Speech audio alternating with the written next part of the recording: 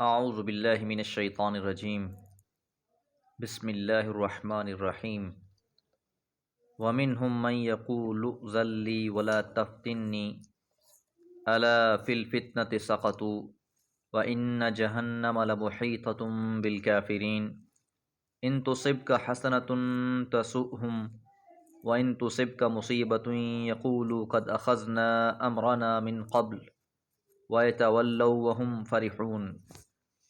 سورۃ التوبہ آیات 49 اور 50۔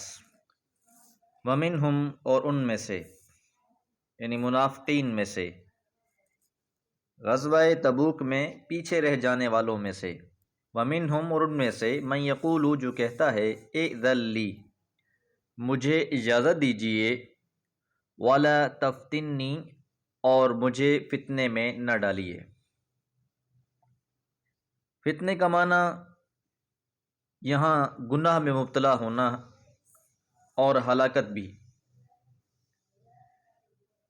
ایک تو یہ کہ ان میں سے بعض یہ کہتے ہیں کہ آپ مجھے اتنی شدید گرمی میں اتنے طویل اور پرمشقت سفر اور جنگ کا حکم دے کر گناہ میں نہ ڈالیں، کیونکہ اگر میں آپ کے حکم کے بعد نہ گیا تو گنہگار ہوں گا، اور گیا تو ہلاکت کا خطرہ ہے۔ ادھر گھر اکیلے رہ جائیں گے اور اہل و عیال ہلاک ہو جائیں گے، اس لیے آپ خود ہی مجھے مدینے میں رہ جانے کی اجازت دے کر اس فتنے سے بچا لیں۔ یہ تفسیر الفاظ کے قریب ہے۔ جنگ خندق میں بھی منافقین کے بہانوں میں سے ایک بہانہ گھروں کے غیر محفوظ ہونے کا تھا، جس طرح سورہ احزاب کی آیت نمبر 13 میں یہ بات بیان فرمائی گئی ہے۔ تو اس کے جواب میں اللہ فرماتے ہیں اعلیٰ سن لو، فی الفتنۃ سقطوا فتنے میں ہی وہ لوگ گھر چکے ہیں، فتنے میں ہی وہ لوگ مبتلا ہو چکے ہیں۔ یعنی بہانے تو یہ کرتے ہیں کہ ہم فتنے میں نہ پڑ جائیں، مگر حقیقت یہ ہے کہ وہ فتنے میں ہی تو پڑے ہوئے ہیں کہ جہاد پر جانے سے گریز کر رہے ہیں۔ تو فی الفتنہ پہلے استعمال کیا گیا ہے، الا فی الفتنۃ سقطوا، سقطوا سے پہلے فی الفتنہ آیا ہے، اور جب اس میں تقدیم ہو جائے، اسے مقدم کر دیا جائے، تو اس میں تخصیص کا معنی پایا جاتا ہے۔ آخر اللہ تعالیٰ اور اس کے رسول صلی اللہ علیہ وسلم کے ساتھ کفر سے بڑھ کر بھی دنیا میں کوئی اور فتنہ ہوگا؟ اور پھر جہاد میں شریک نہ ہونا خود ایک فتنہ ہے، اس لیے فرمایا کہ اب تو ہیلے بہانے تراش کر یہ نکل جائیں گے، مگر جہنم کے گھیرے سے بھلا کیسے نکل پائیں گے؟ اس لیے فرمایا وَإِنَّ جَهَنَّمَ اور یقیناً جہنم لَمُحِيطَةٌ ضرور گھیر لینے والی ہے بالکافرین کافروں کو۔ ان تصبک حسنۃ اگر آپ کو پہنچتی ہے کوئی بھلائی، تسؤہم ان کو برا لگتا ہے۔ یہاں منافقین کی ایک اور بدخصلت بیان کی جا رہی ہے۔ حسنۃ سے مراد کامیابی، فتح، غنیمت اور سلامتی ہے۔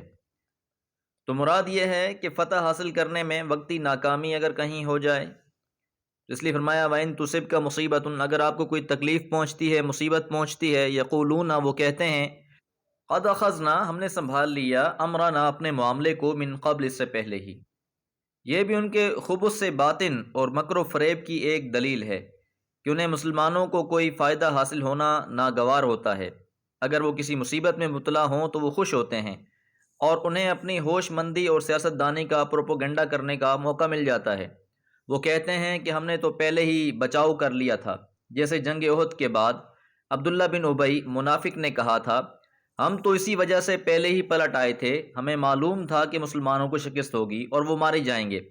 ایسے ہی وہ منافق جو غزوہ تبوک کے موقع پر مدینہ میں رہ گئے تھے، نبی صلی اللہ علیہ وسلم اور مسلمانوں کے متعلق مشہور کرتے رہے کہ یہ لوگ رومیوں سے بچ کر نہیں آ سکیں گے، لیکن جب انہیں اطلاع ملی کہ مسلمان صحیح سالم فتح حاصل کر کے واپس آ رہے ہیں تو انہیں انتہائی غم ہوا۔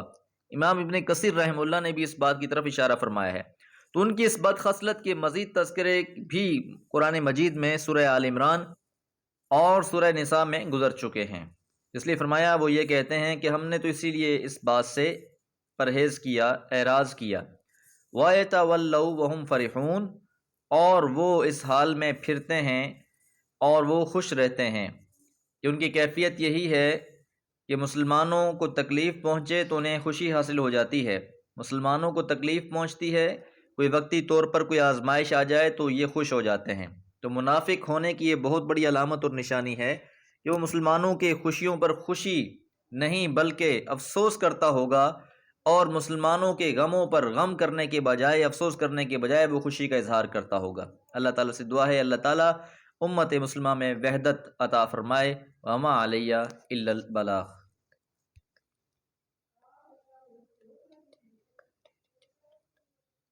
اعوذ باللہ من الشیطان الرجیم، بسم اللہ الرحمن الرحیم۔ قل لن يصيبنا الا ما كتب الله لنا هو مولانا وعلى الله فليتوكل المؤمنون۔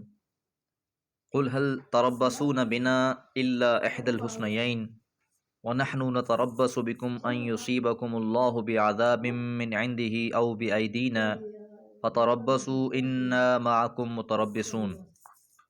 سورۃ التوبہ آیات 51 اور 52۔